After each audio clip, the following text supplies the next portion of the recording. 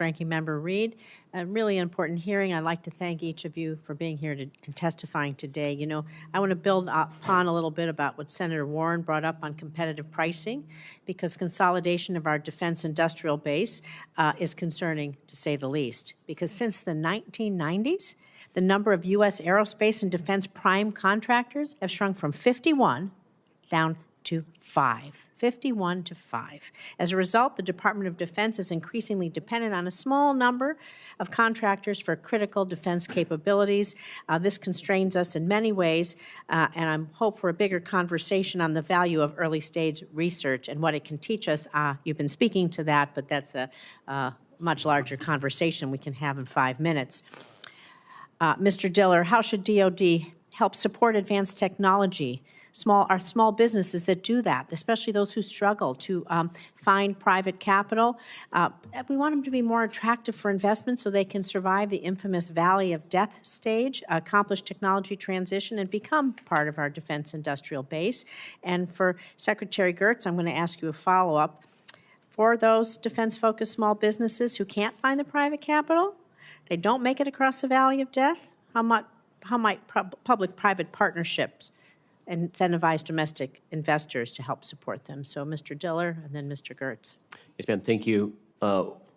When we launched what we called AFWorks 2.0 in 2020, we created this process called this AFWorks Prime process. You can say what you want about the particular marketing around it, but what it did is it recognized that there are many technologies, emerging technologies, that DoD can actually become an incredible incubator to, 1, reduce the technical risk, 2, reduce the regulatory risk, and 3, reduce the adoption risk.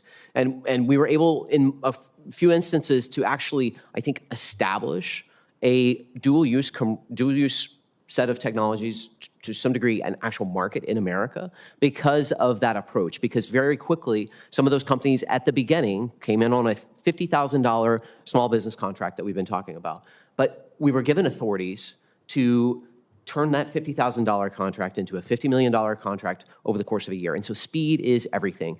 Getting the department to understand the critical nature of speed, and as we are in a wartime footing, that is yet ever more critical. Those things have been piloted. There have been initial moves by the department to create the flexible funding to actually get them to scale. We must double down and make sure that that success can scale. Mr. Gertz, what do we do if they don't make it across? How do we incentivize these public-private partnerships?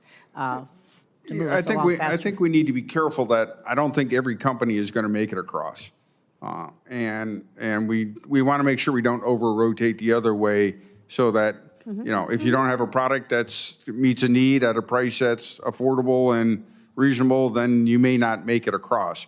Where I do think we have to focus more is how to quickly scale the products and services that we need.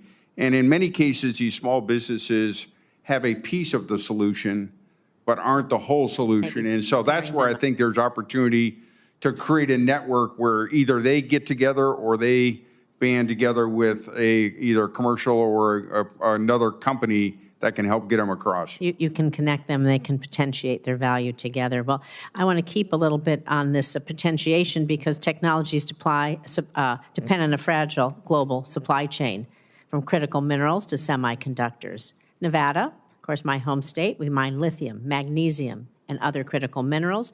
Well, we have a role to play in these technologies too, but only if we make a concerted effort to strategically leverage our resources, leverage our advantages to overcome our global supply chain challenges.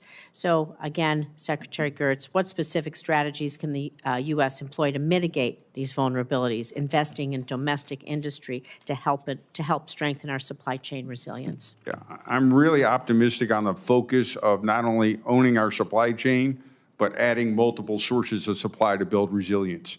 And I think, you know, 5 years ago, that wasn't part of the conversation. It's part of every conversation now.